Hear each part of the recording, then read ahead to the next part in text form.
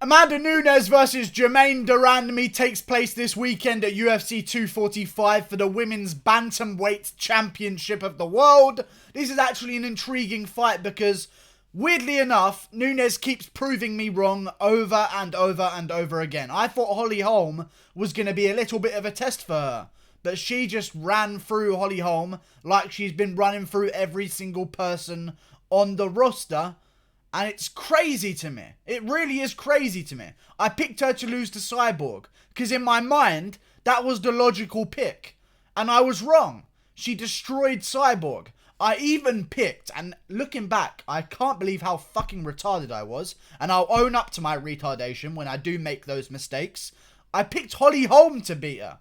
I thought Holly Holm was going to take over in the last 3 rounds. Nunes annihilates her as well. I'm picking her against Germaine de Randamie. I'm picking her to win. And I'm hoping that it doesn't fuck me over because now the one time that I pick her to win, she might lose. But I'm going to try it. I'm going to trust in Amanda Nunes. I'm going to trust in the power. I'm going to trust in the skills. I'm going to trust in the grappling, which I think is going to be a very important factor during this fight. And I'm going to trust in a whole bunch of things. I think Nunes is going to beat Germaine de Randamie. Reason being, because I think a de Randamie versus Holly Holm fight is very telling. Like, if you really watched the Nunes versus Holm fight, it wasn't really competitive. It was just kind of Nunes was getting the better of her and then boom, it's over. But against Randamie versus Holm, in a division that I think favours de Randamie as a bigger woman, at featherweight, where she doesn't have to drain herself, she really struggled with Holly Holm. And if you take away the fact of the shots landing after the bell, and if you take into consideration the point reduction that should have been in place by her punching Holly Holm after the bell, Holly Holm would have beat Germaine de Randamie. I like Nunes here. I don't understand. There's a lesbian level of power that I'm noticing with Amanda Nunes that I just don't notice with Germaine de Randamie.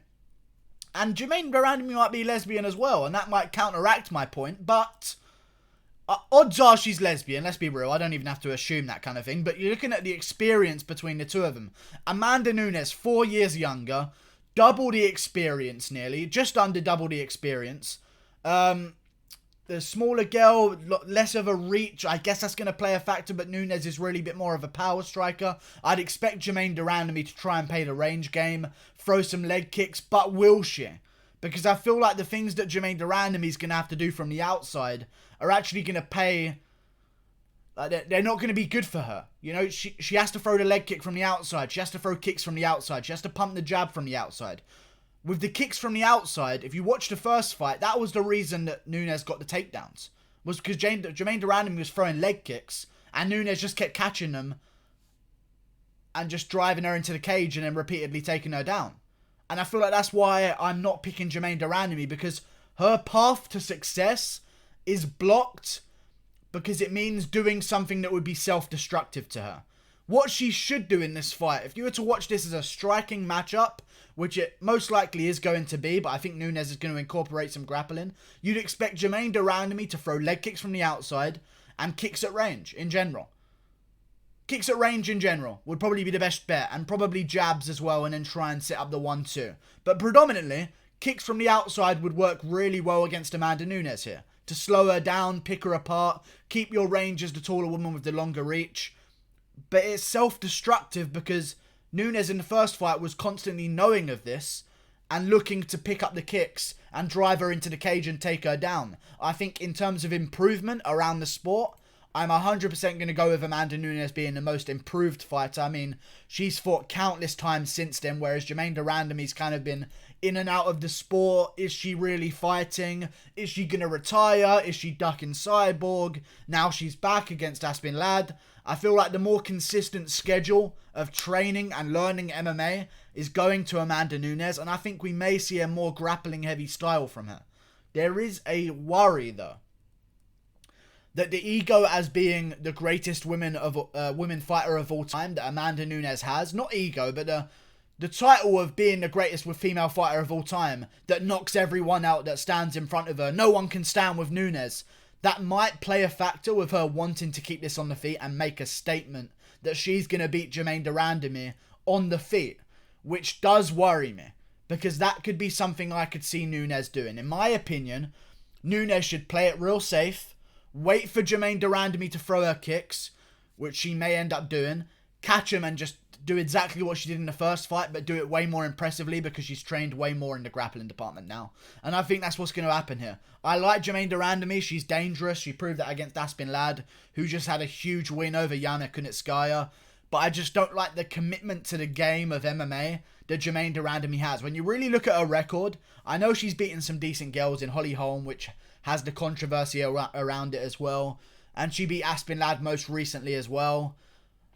9-3 is not the best record in the world, I'll be honest with you guys. It's not the best. There are some better records that I've seen out there that have lost to Amanda Nunes. I just don't see it happening, guys. I really don't. I know she's got all of these accolades over at kickboxing, but I just don't see it happening. Listen, Shaman Moraes is getting outstruck by Andre Fili, and he's a multiple-time world champion in kickboxing. You know? Like, it doesn't completely translate over. You know, Gokhan Saki comes in, hey, guess what? Khalil Roundtree's big and black, and he can punch hard. So all of this cool kickboxing technique that you have, it's not going to work. You know? It's not going to work. I feel like I'm going with Amanda Nunes. Experience in the cage is just twice the amount that Germaine de Randamie has. Germaine de Randamie's fought 5 times in 5 years. Is that real? Is that actually real? She's fought 5 times in 7 years. 6 years. Germaine de Randamie's fought 5 times in 6 years. Amanda Nunes, I mean, she's already fought this year. She fought twice the year before that. A year before that, she fought again. 3 times in 2016. Just the commitment to the game and the need to evolve and the want to be in the cage. I'm going with Amanda Nunes. She's got her legacy to set. Yes, it would be good for Germaine de Randamie, but as we've seen before, I don't think the belts mean that much to de Randamie. I think the money means a lot to de Randamie.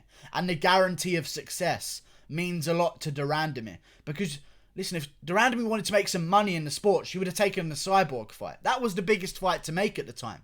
She got the featherweight belt. She'd be defending her belt for probably about bantamweight, probably $300,000, I'd say, would be a good price for her at bantamweight.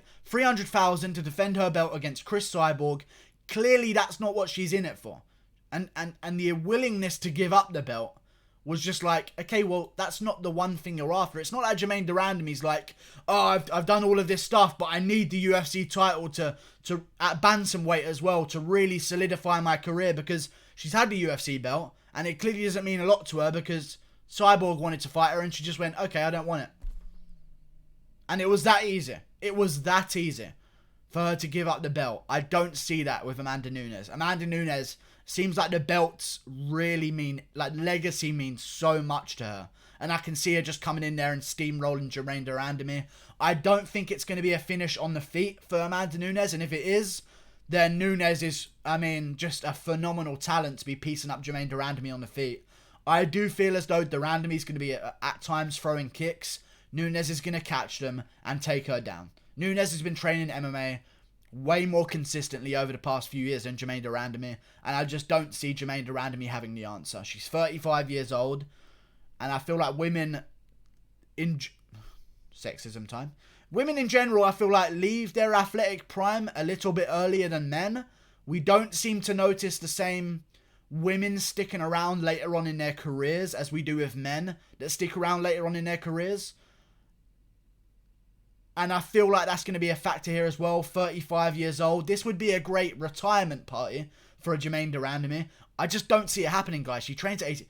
Like, I just can't see it. There's too many options for Amanda Nunes. Germaine de Randamie's not going to go out there and grapple fuck Amanda Nunes.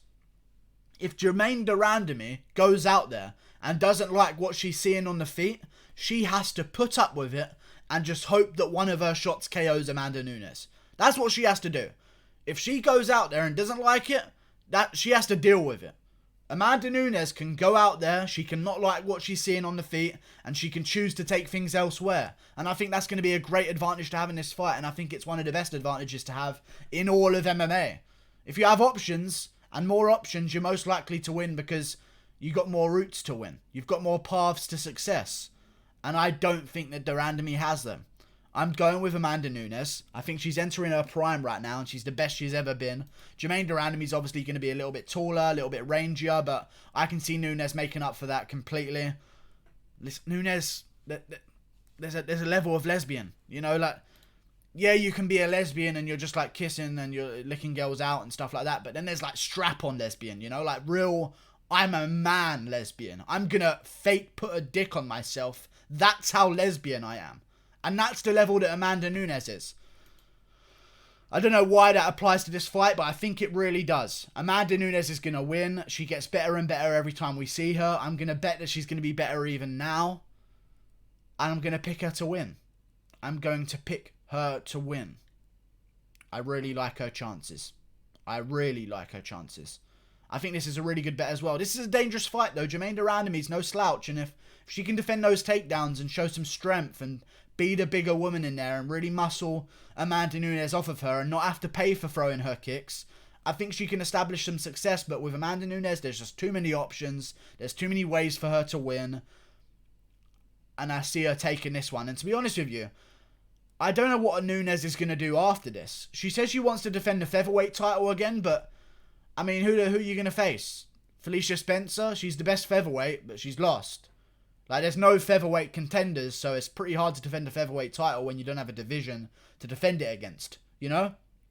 So who knows what she's going to do. In my opinion, I don't fucking know what Nunes is going to do after this. She's kind of cleaned out her entire division. Aspinallad got KO'd by de Randamie, so if Nunes beats de Randamie, it kind of undersells the whole Aspinallad fight, unless Aspinallad gets another big win over maybe the winner of Holly Holm versus Raquel Pennington. I think that would be the best move to make.